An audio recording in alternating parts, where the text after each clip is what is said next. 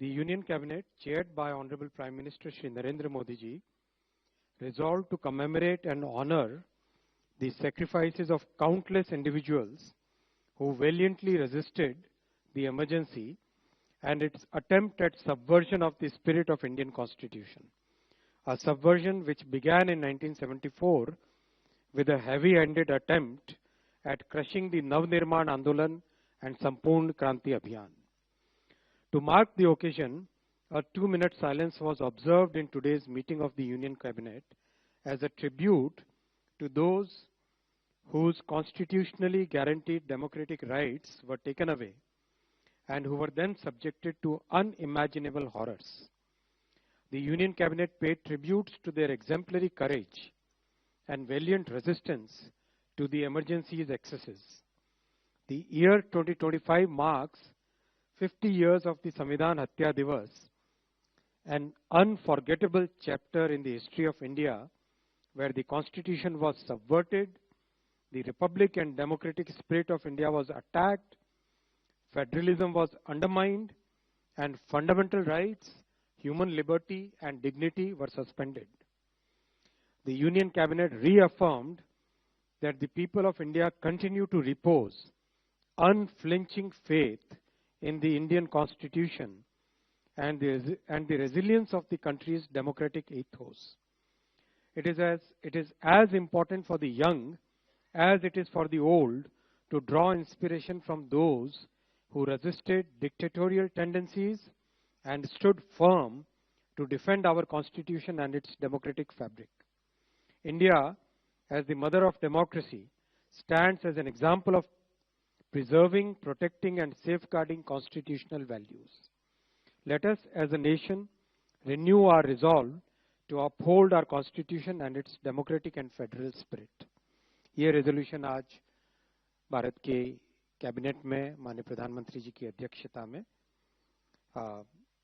रखा गया कैबिनेट में और आपके साथ इसका टेक्स्ट शेयर करेंगे। मैं साथियों उसके बाद में कैबिनेट में जो फैसले लिए गए उस पर आता हूं। आज 3 बड़े फैसले लिए गए। सबसे पहले पुणे मेट्रो का एक्सटेंशन 3626 करोड़ रुपीस के एक्सटेंशन से पुणे मेट्रो लाइन 2।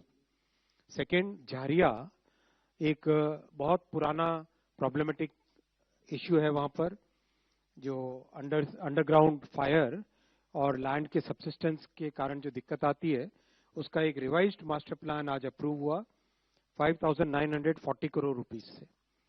और तीसरा, इंटरनेशनल पोटैटो सेंटर, उसका रीजनल सेंटर आगरा उत्तर प्रदेश में 111 करोड़ रुपए के लागत से अप्रूव हुआ। इन तीनों विषय पे मैं डिटेल में आता हूँ। साथियों, पुणे आज देश में one of the largest cities के रूप में उभरा है और बहुत बड़ा इकोनॉमिक सेंटर है, एजुकेशन हब है, R&D का बहुत बड़ा हब है, बहुत अच्छे एजुकेशनल इंस्टीट्यूशंस है वहां पर। महाराष्ट्र में सेकंड मोस्ट पॉपुलर सिटी है। वहां के अर्बन ट्रांसपोर्टेशन को एक तरीके से रिजुविनेट करने के लिए लगातार प्रयास किए गए हैं। आपने देखा है कुछ ही समय पहले कैबिनेट के कई निर्णयों में पुणे मेट्रो को लगातार एक के बाद एक प्रोजेक्ट से अपग्रेड किया जा रहा है। अभी करीब 33 किलोमीटर ऑपरेशनल है पुणे मेट्रो और 33 किलोमीटर और इसका कंस्ट्रक्शन चल रहा है। आज लाइन 2 इसका 3626 करोड़ रुपीस के आउटले से इसका एक्सटेंशन अप्रूव हुआ। इससे 12 किलोमीटर 12.75 किलोमीटर और ऐड होंगे और 13 more stations will be added. City के जो बहुत फास्ट ग्रोइंग सबर्ब्स है ईस्ट और वेस्ट में, वो सब इससे कनेक्ट होंगे। बहुत सारे IT हब्स हैं, एकेडमिक एरियाज हैं और रेजिडेंशियल एरियाज हैं जिसको इसका बेनिफिट मिलेगा। जो ऑपरेशनल लाइन है लाइन 1 और लाइन 2, लाइन 1 नॉर्थ और साउथ का कॉरिडोर है, लाइन 2 ईस्ट और वेस्ट का कॉरिडोर है। अगर आप देखेंगे पुणे डिस्ट्रिक्ट को नॉर्थ और साउथ के कॉरिडोर और ईस्ट से वेस्ट का कॉरिडोर, ये दो लाइन 1 और लाइन 2 33 किलोमीटर ऑलरेडी ऑपरेशनल है। इसमें आगे लाइन 1 का जो एक्सटेंशन कुछ समय पहले अप्रूव किया गया था स्वारगेट से कटराज, ये वाला कॉरिडोर, ये दो लाइन 1 और लाइन 2 33 किलोमीटर ऑलरेडी ऑपरेशनल है। इसमें आगे लाइन 1 का जो एक्सटेंशन कुछ समय पहले अप्रूव किया गया था स्वारगेट से कटराज, ये वाला नीचे वाला सेक्शन जो आप देख रहे हो लाइन 1 का, इसका कंस्ट्रक्शन अभी तेजी से चल रहा है। और एक और अप्रूव किया गया था बहुत कुछ ही समय पहले, लाइन 1 का नॉर्थ में जो एक्सटेंशन है पीसीएमसी, ऊपर देखोगे आप एकदम टॉप में PCMC, Pimpri Chinchwad municipal corporation, वहां से निगडी तक वो लाइन करीब 4.4 किलोमीटर की कुछ समय पहले अप्रूव हुई थी। लाइन 3 बन रही है, आप ये रेड कलर में देख रहे हो जो, ये कंप्लीट पीपीपी में बन रही है, 23.2 किलोमीटर की लाइन। आज जो अप्रूव हुआ है लाइन 2 का एक्सटेंशन, जो आप राइट हैंड साइड में देखोगे, वो अप्रूवल हुआ है 2A और 2B, यानी वेस्ट में और ईस्ट में दोनों तरफ लाइन 2 का एक्सटेंशन अप्रूव हुआ है। ये बेसिकली 2A जो वेस्ट में दिख रहा है वनाज टू चांदनी चौक 1.12 किलोमीटर्स है, और जो ईस्ट में दिख रहा है 11.63 किलोमीटर्स है, Ramwadi to Wagholi Vitthalwadi. Complete Pune metro अगर हम देखें, ये पुणे का पूरा एरिया है, इसमें लाइन 1 ये नॉर्थ से साउथ को कनेक्ट करने वाली, लाइन 2 ईस्ट से वेस्ट को कनेक्ट करने वाली, और इसके एक्सटेंशंस जो नॉर्थ साउथ और ईस्ट वेस्ट दोनों कॉरिडोर्स को आगे लेके जाते हैं, और ये पीपीपी वाली लाइन 3। ओवरऑल एंटायर पुणे शहर का एक अच्छा अर्बन ट्रांसपोर्टेशन का इससे मॉडल बनेगा, जो कि पुणे की ग्रोथ को कई वर्षों तक सपोर्ट करेगा। और बहुत अच्छा इसका बेनिफिट है, एनवायरमेंटल बेनिफिट है, बहुत अच्छा लोगों की कॉस्ट ऑफ लिविंग कम होती है, ईज ऑफ लिविंग बढ़ती है, और total network one of the largest in the country होएगा, which will be comparable to the large cities of Delhi, Mumbai, Chennai, Bengaluru, Kolkata, इन सब के बराबर होते होते 80 किलोमीटर्स का नेटवर्क बनेगा।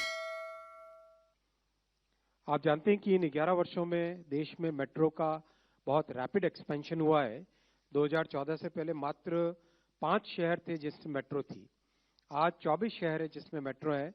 मेट्रो का नेटवर्क जहां 248 किलोमीटर टू 48 किलोमीटर्स था, आज 1000 किलोमीटर से ज्यादा 1036 किलोमीटर्स है। करीब करीब दुनिया में टॉप 3 लार्जेस्ट मेट्रो नेटवर्क्स में भारत की गिनती होने लगी है। डेली राइडरशिप 1 करोड़ से ऊपर पहुंच चुकी है मेट्रो नेटवर्क में। That's a very big change because that really improves people's lives. Cost of living कम होती है, एनवायरमेंटल लोड कम होता है, कार्बन डाइऑक्साइड एमिशंस कम होते हैं, और ट्रैफिक का जो कंजेशन होता है शहर में वो कम होता है।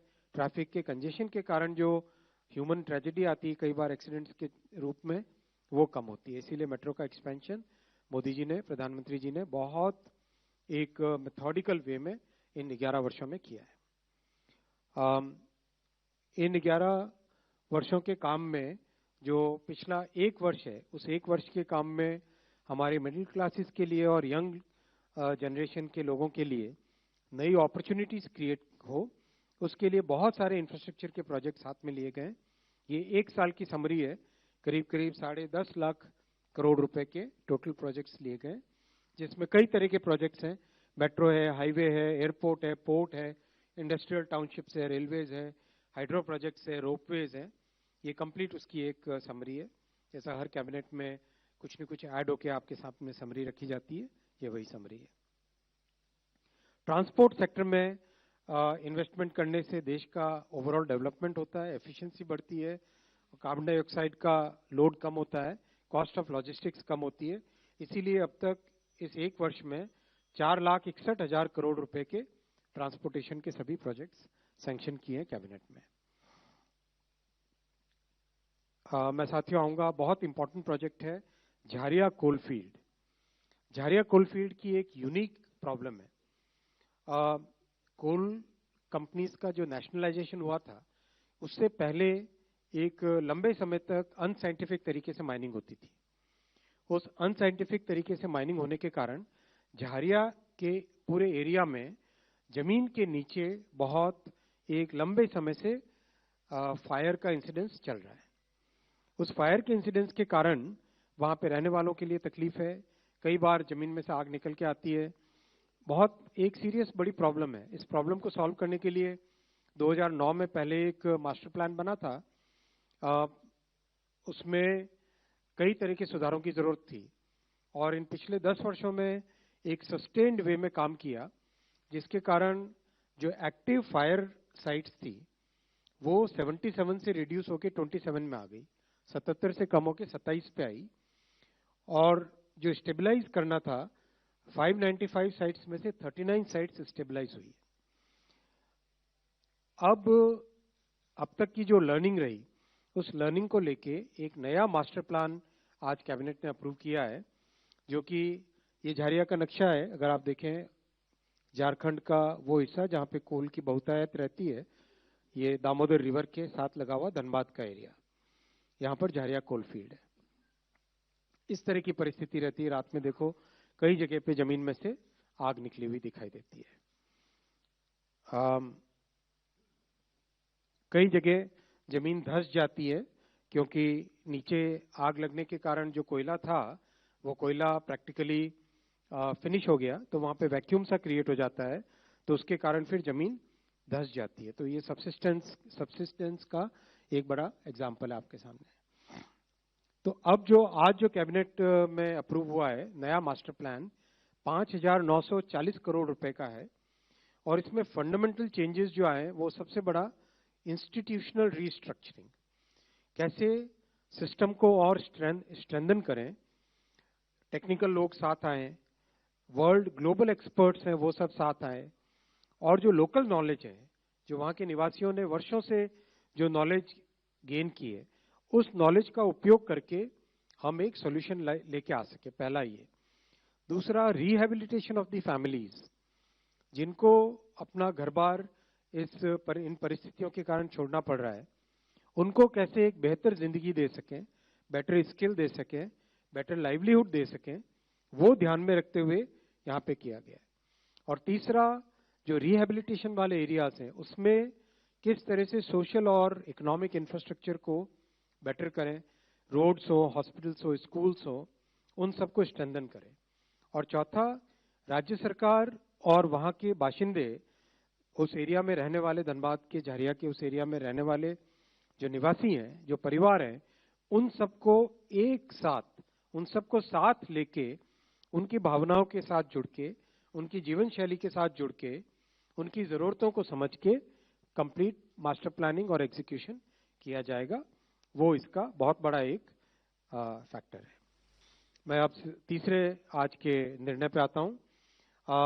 भारत विश्व में दूसरे नंबर का आलू का उत्पादक है। आलू में शक्कर, मतलब पोटैटो और स्वीट पोटैटो, आलू और शकरकंद दोनों मिला के वर्ल्ड में सेकेंड लार्जेस्ट प्रोड्यूसर है और दुनिया भर में पहचान भी है भारत की। अब इस पहचान को एक साइंटिफिक तौर पे करके किस तरह से बेटर जर्म प्लाज्म डेवलप हो, किस तरह से इंटरनेशनल और नेशनल साइंटिफिक रिसर्च का उपयोग करें, फूड प्रोसेसिंग को कैसे हम सुधारें, इन सब को ध्यान में रखते हुए आगरा, उत्तर प्रदेश भारत में सबसे बड़ा आलू का उत्पादक है और उत्तर प्रदेश में जो आगरा के आसपास वाला क्षेत्र है वो बड़ा आलू का बेल्ट है। उस बेल्ट में आगरा में जो इंटरनेशनल पोटैटो सेंटर है उसका रीजनल सेंटर स्थापित किया जाएगा 111 करोड़ रुपए की लागत से। राज्य सरकार ने बहुत ही निर्णायक तरीके से काम करके जमीन दे दी है ऑलरेडी, और अब वहां पे केंद्र सरकार और राज्य सरकार और इंटरनेशनल सेंटर के सहयोग से ये सेंटर बनेगा। इस सेंटर के बनने से देश में जो अगर हम कहें हमारे फूड ग्रेन्स दोनों, राइस और वीट, उसके बाद में जो थर्ड मोस्ट कंज्यूम्ड प्रोडक्ट है, एग्रीकल्चरल प्रोडक्ट है, वो पोटैटो है। तो ये इस सेंटर से एक साइंटिफिक तरीके से आगे बढ़ा जाएगा, इसीलिए निर्णय लिया गया है। किसानों के हित में कई सारे निर्णय लिए गए अब तक, उसी कड़ी में ये एक महत्वपूर्ण निर्णय है। साथियों, इन 3 निर्णय और पहले रेजोल्यूशन के साथ ही साथ आज एक बहुत ही शुभ दिवस भी है। आज एक्शियम 4 मिशन, जिसमें हमारे ग्रुप कैप्टन शुभ्रांशु शुक्ला जी, आज इसका सक्सेसफुल लॉन्च हुआ है। तो भारत की कैबिनेट ने माननीय प्रधानमंत्री जी की अध्यक्षता में एक रेजोल्यूशन पास किया है। वो रेजोल्यूशन आपके सामने पढ़ूंगा। हम सबके लिए गौरव का दिन है ये। We welcome the successful launch of the space mission carrying astronauts from India, Hungary, Poland and the US. The Indian astronaut group captain Shubhranshu Shukla is on the way to become the first Indian to go to International Space Station. He carries with him the wishes, hopes and aspirations of 1.4 billion Indians. The cabinet wishes him and other astronauts all the success. धन्यवाद साथियों। मैं प्रश्न लूंगा। हमारे पास करीब 10 minute है प्रश्नों के लिए।